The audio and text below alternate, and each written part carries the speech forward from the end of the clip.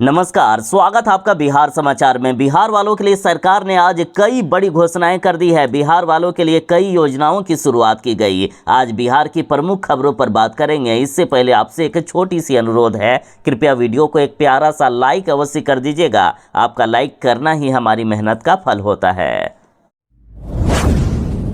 बिहार के गरीबों को सबसे बड़ी सौगात मिलने वाली है। प्रधानमंत्री नरेंद्र मोदी जी लंबित 8 लाख लाभुकों को जारी करेंगे आवास की राशि। 13,11,000 लोगों को मिलेगा लाभ।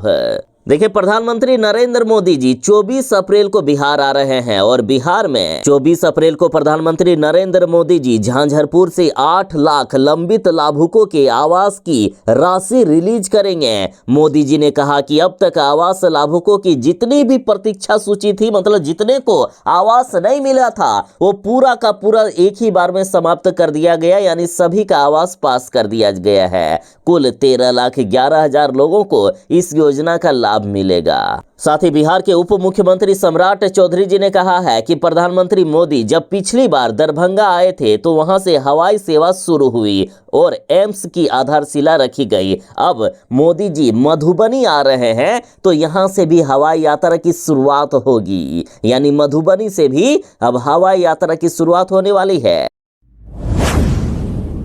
नीतीश सरकार ने चुनाव से पहले 12 लाख सरकारी नौकरी देने का वादा किया और अब चुनाव में बस कुछ ही महीने रह गए हैं और इसी बीच बड़ा फैसला किया गया कि बिहार में स्वास्थ्य विभाग में 20,016 पदों पर होगी बम्पर बहाली। इन 20,016 पदों पर बहाली की प्रक्रिया शुरू हो गई है। महालेखाकार की मंजूरी मिलने के बाद नियुक्ति की प्रक्रिया शुरू हो जाएगा। दरअसल राज्य सरकार ने पब्लिक हेल्थ और हॉस्पिटल मैनेजमेंट की चुनौतियों, कौशल और विशेषज्ञता की आवश्यकता को देखते हुए स्वास्थ्य विभाग में अलग अलग निदेशालय बनाए हैं और इसके तहत लोक स्वास्थ्य संवर्ग यानी पब्लिक हेल्थ कैडर और अस्पताल प्रबंधन संवर्ग यानी हॉस्पिटल मैनेजमेंट कैडर का भी गठन हुआ है। पब्लिक हेल्थ व हॉस्पिटल मैनेजमेंट निदेशालय नाम से गठित इन निदेशालयों के संचालन के लिए 20,016 पदों की स्वीकृति दिए गए हैं और इन 20,016 पदों पर बहाली की प्रक्रिया जल्द ही शुरू होने वाली है।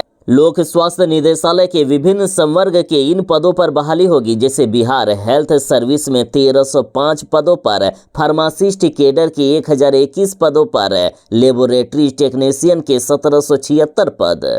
इस तरह से कई अन्य पदों पर भी बहालियां होगी। तो वहीं स्वास्थ्य सेवाएं निदेशालय के विभिन्न संवर्ग के इन पदों पर बहाली होगी, जैसे डाटा सहायक कैडर के 571 पद, हॉस्पिटल मैनेजर कैडर के 667, फिजियोथेरेपिस्ट कैडर के 748, हेल्थ काउंसलर के 479 पद, सैनिटरी सुपरवाइजर के 723 पद। इस तरह से टोटल 20,016 पदों पर बम्पर बहाली के लिए जल्द ही नोटिफिकेशन निकलने वाला है।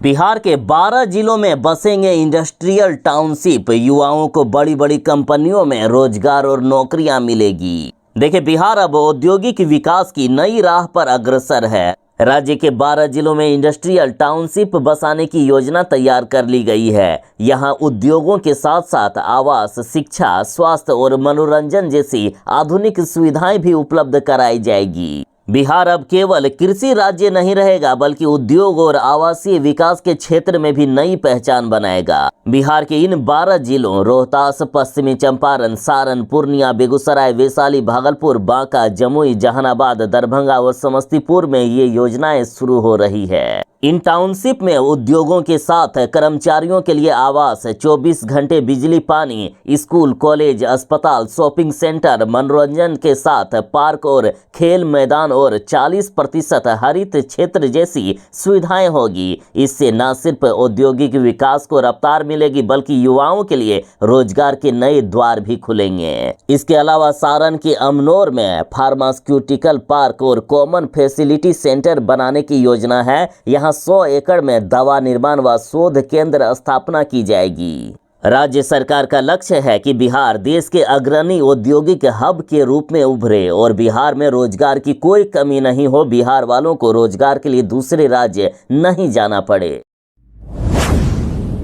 बिहार में होमगार्ड बनने का एक आखिरी मौका है। जो अभी तक ये समझ रहे हैं कि होमगार्ड बहाली के लिए आवेदन की प्रक्रिया समाप्त हो गई है, तो ऐसा नहीं है। डेट बढ़ा दिया गया है। अभी भी होमगार्ड बहाली के लिए आवेदन किया जा सकता है। देखिए, बिहार में 15,000 पदों पर होमगार्ड की बम्पर बहाली निकाली गई है। पहले आवेदन करने का लास्ट डेट 16 अप्रैल 2025 तक ही थी, लेकिन अब आवेदन करने की अंतिम तारीख बढ़ाकर 25 अप्रैल 2025 तक कर दी गई है। जो अभ्यर्थी अभी तक आवेदन नहीं कर पाए हैं, जल्द से जल्द आवेदन करें। साथ ही वीडियो को ज्यादा से ज्यादा शेयर कर दें ताकि सभी लोगों को ये जानकारी हो जाए। 15,000 पदों पर होमगार्ड की बम्पर बहाली हो रही है। वेतन भी अच्छा खासा है। एक सुनहरा मौका है। बिना परीक्षा के ही डायरेक्ट बहाली हो रही है।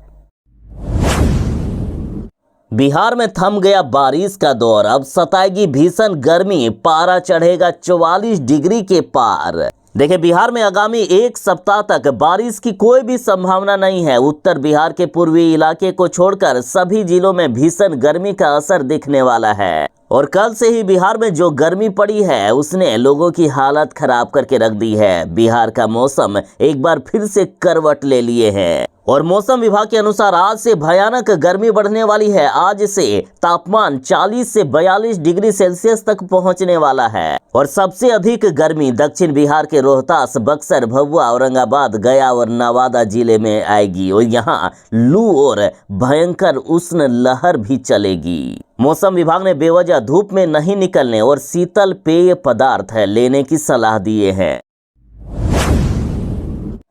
बिहार में अब चिट्ठी पार्सल मात्र 2 दिन में ही पहुंच जाएगा। अब चिट्ठी या पार्सल पहुंचाने के लिए आपको प्राइवेट कुरियर सर्विस का सहारा नहीं लेना होगा और ज्यादा राशि खर्च नहीं करनी होगी। देखिए, बड़ी खबर है कि बिहार के अंदर अब चिट्ठी पार्सल 1 से 2 दिन में पहुंच जाएगा। डाक विभाग बिहार सर्कल ने सड़क के रास्ते चिट्ठी और पार्सल भेजने के लिए रोड मैप बनाने का निर्णय लिया है और इसके तहत एक जिले से दूसरे जिले के मुख्य डाकघर में 24 घंटे में चिट्ठी पार्सल को पहुंचा दिया जाएगा। इसके बाद वहां से उप डाकघर भेजकर तुरंत निर्धारित पते पर पहुंचाया जाएगा। इस वित्तीय वर्ष में नई व्यवस्था शुरू हो जाएगी। अभी चिट्ठी और पार्सल को पहुंचने में 1 सप्ताह से ज्यादा का समय लगता है, लेकिन सिर्फ 2 दिन में चिट्ठी हो या पार्सल हो पहुंचा दिया जाएगा। अभी एक जिले से दूसरे जिले में जाने में रेलगाड़ी का इस्तेमाल होता था। ट्रेन से आने जाने में कई बार अधिक समय लग जाता है, लेकिन अब चिट्ठी पार्सल आदि को भेजने के लिए सड़क मार्ग का अधिक से अधिक इस्तेमाल होगा। गाड़ियों की संख्या अब बढ़ाई जाएगी।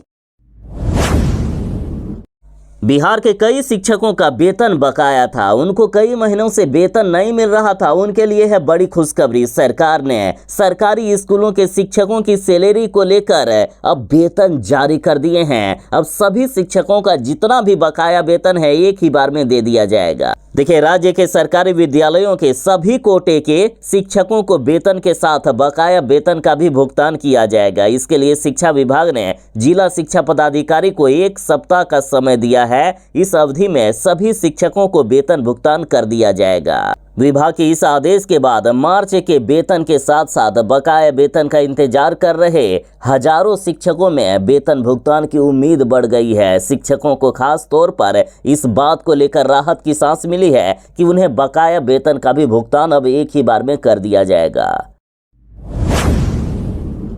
पटना हाईकोर्ट ने बड़ा फैसला सुनाया है कि प्रशिक्षित शिक्षकों को मिलेगा बकाया वेतनमान। बिहार के प्राथमिक शिक्षकों के लिए पटना हाईकोर्ट से राहत भरी खबर सामने आई है। कोर्ट ने साफ किया है कि सत्र 2013 से 15 के प्रशिक्षित शिक्षकों को मई 2017 से ही प्रशिक्षित वेतनमान दिया जाए। शिक्षकों ने समय पर प्रशिक्षण पूरा किया, लेकिन परीक्षा परिणाम में देरी हुई। इस वजह से वेतन लाभ से वंचित रह गए थे। कोर्ट ने अपने फैसले में कहा है कि प्रशासनिक प्रक्रिया की देरी का खामियाजा शिक्षकों को भुगताना अन्यायपूर्ण है। सरकार की लापरवाही के चलते शिक्षकों को वेतन लाभ नहीं मिल पाना पूरी तरीके से अनुचित है। कोर्ट ने सरकार की कार्यप्रणाली पर नाराजगी जताते हुए कहा कि सिर्फ परीक्षा परिणाम में देरी के चलते यदि किसी शिक्षक को प्रशिक्षित वेतनमान से वंचित किया जाए तो ये संवैधानिक अधिकारों का हनन है।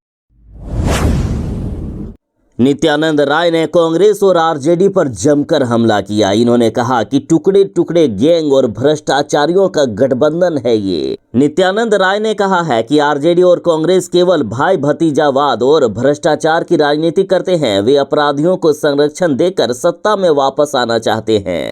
केंद्रीय गृह राज्य मंत्री नित्यानंद राय ने कहा है कि कांग्रेस नेता अब भारत तेरे टुकड़े होंगे गैंग के नेता कन्हैया कुमार के लिए चुनाव मैदान में उतर रहे हैं और प्रचार कर रहे हैं। इससे ज्यादा शर्म की बात आखिर क्या होगी। नित्यानंद राय ने कांग्रेस अध्यक्ष मल्लिकार्जुन खड़गे के बयान पर प्रतिक्रिया देते हुए कहा है कि लोकतंत्र की हत्या करने वाली कांग्रेस ने हमेशा लोकनायक जयप्रकाश नारायण और डॉक्टर लोहिया के सिद्धांतों को दबाया है। अब तेजस्वी यादव उन्हीं कांग्रेस नेताओं के साथ जाकर जेपी और लोहिया की आत्मा को ठेस पहुंचा रहे हैं। इन्होंने दावा किया कि 2025 में फिर से बिहार में एनडीए की सरकार बनेगी।